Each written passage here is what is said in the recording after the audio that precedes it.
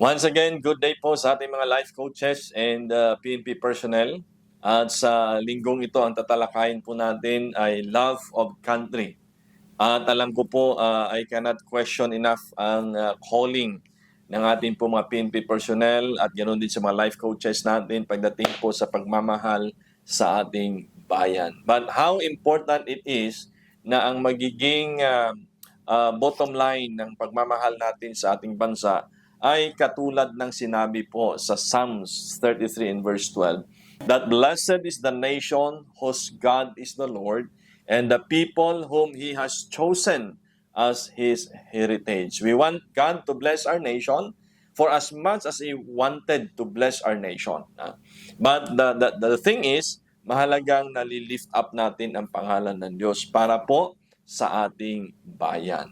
And there's another verse sa Bible, sa 2 Chronicles chapter 7 in verse 14.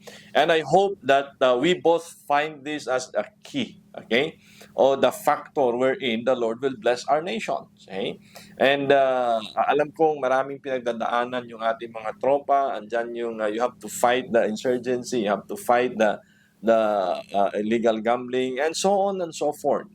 But I hope that we can find not only within the organization or within sa ating community ng kakampi para labanan itong mga katiwalian at ito pong mga irregularities sa community natin. But rather, we can have the Lord on our side to fight with us dito po sa mga illegal activities or hindi magagandang na idudulot sa bayan natin. 2 Chronicles 7:14, sabi po dito, if my people which are called by my name shall humble themselves and pray, and seek my face and turn from their wicked ways, then will I hear from heaven, and will forgive their sin, and will heal their land.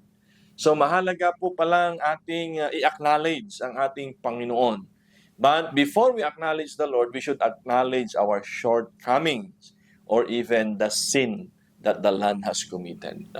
And for that very reason why we have the swim in our organization, to address, to be part of it. So for the love of country, mayroong sacrifice, mayroon po tayong i-exert and i-extend na effort para po dito. But there are things na sinasabi po sa ating manual na makakatulong para sa ating bayan. First is to be diligent with our responsibilities as citizens. And common na responsibilities natin as citizen, I believe, is yung ating pong taxes. But needless to say, sa mga ating personnel, ito po ay automatic na kinukuha sa atin. But I believe, more than taxes, meron po tayong mas higit na tungkulin sa ating pong bayan.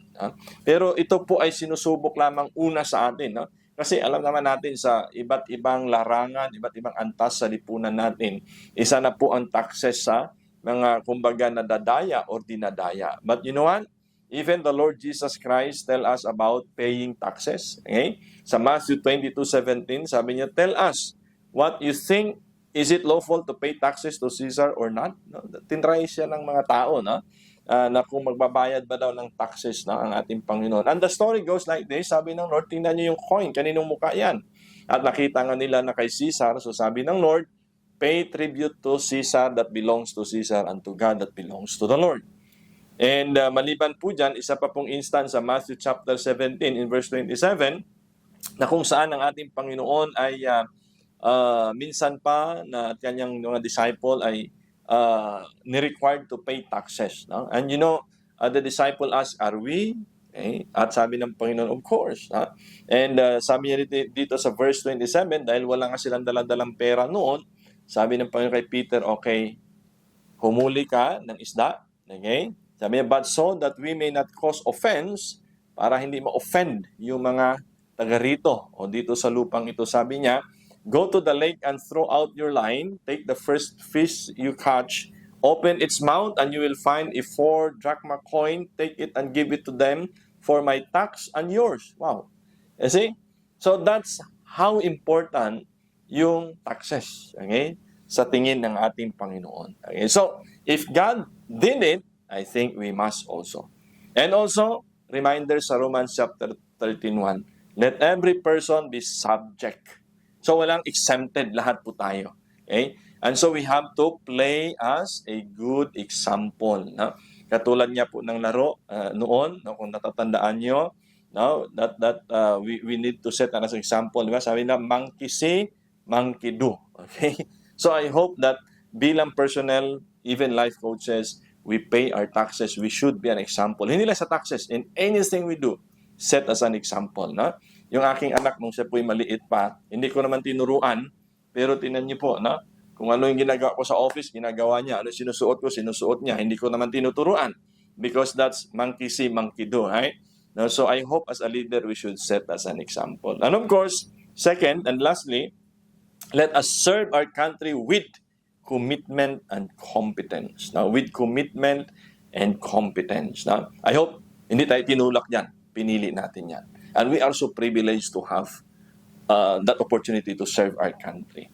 So commitment, I will do it despite of. Competence, I will do it and I know how.